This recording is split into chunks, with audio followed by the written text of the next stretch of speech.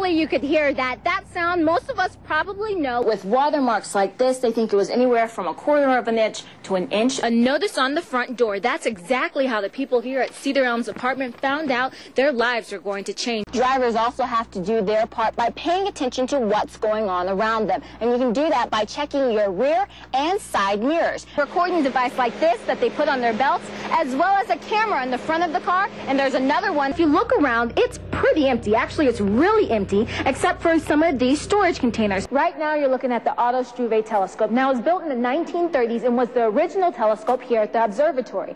Just like a normal Friday afternoon, going outside just to water my plants and my trees. Then bullets started flying. And then I felt as one, like, literally went into my hair, and it grabbed my hair out of my ponytail. And then at that instant, it's like I knew what it was. So I called 911, and when I called 911, I kept telling her, please help me, please help me. I said, I think somebody's shooting at me. In the end, Alita Machuca wasn't hit, but police found 9 bullets in the side of her home. Officers later learned 2 14-year-old boys were responsible. And one of the deputies was talking to some juveniles, and during the process, one of them finally admitted, and then the other one admitted that they were the ones doing the shooting. Now the teens are en route to a detention center in San Angelo. They're being charged with deadly conduct, a felony. You see that red building right there? That's where they say the 2 shooters were hiding and shooting out of a window. Now I'm standing right in front of the Machuca's home right now, and that's about 300 yards away. Despite firing rifles with scopes, the teens say they were shooting at birds, not Machuca. I don't believe it was an accident. It appears that it was deliberate. The birds are up top, at least 30 feet on the wires. I'm down below 5 feet down here. Accident or not, Captain Lewis says the family's lucky no one was hurt. While the boys sit behind bars awaiting possible punishment, the Machucas are trying to get back to normal. I'll remember this from this moment on till the Lord calls me home.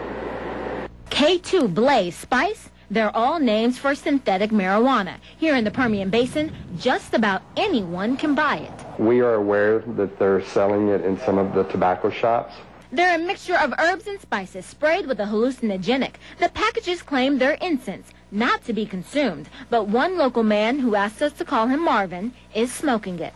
It's extremely similar to smoking cannabis, at least to me it is. Different reactions from different people, but it's just kind of a relaxing, goofy feeling. Marvin smoked the stuff for the first time last week. While he hasn't had any bad experiences, others have.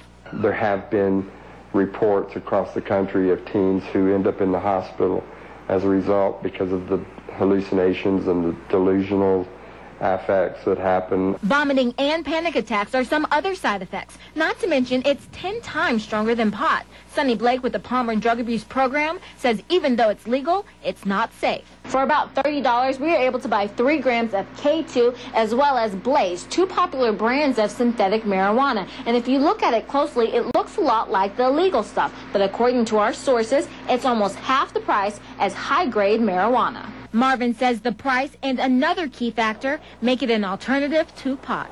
Anybody who's ever kind of had a hankering for cannabis but not willing to go out and break the law. But critics would like to see it disappear from the shelves. Sierra Putman, News West 9.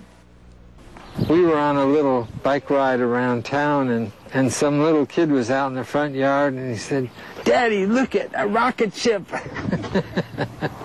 No, they're not rocket ships or even very small cars. Believe it or not, they're tricycles, but they have a few extras.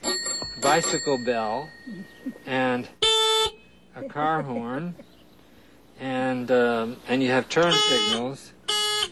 After seeing the trikes in the Netherlands, David Eggleston bought one himself and then started Velomobile USA with a friend in 2003.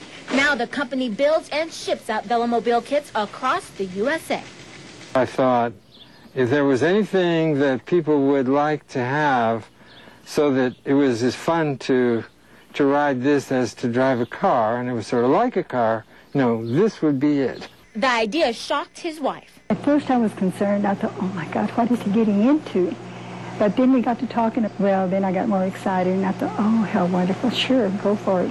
Now they both hope the sleek shape and design will get more Americans pedaling instead of driving. Mainly I do it because it's fun and it's my main exercise. Once you get in and get used to it, it really is just like riding a bike, except it has turn signals, a motor if you need it, and yes, even a horn.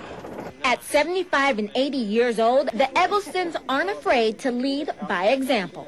If you ride regularly, you probably have a very good chance of, say, 10 years more of active life than most people would have, maybe more.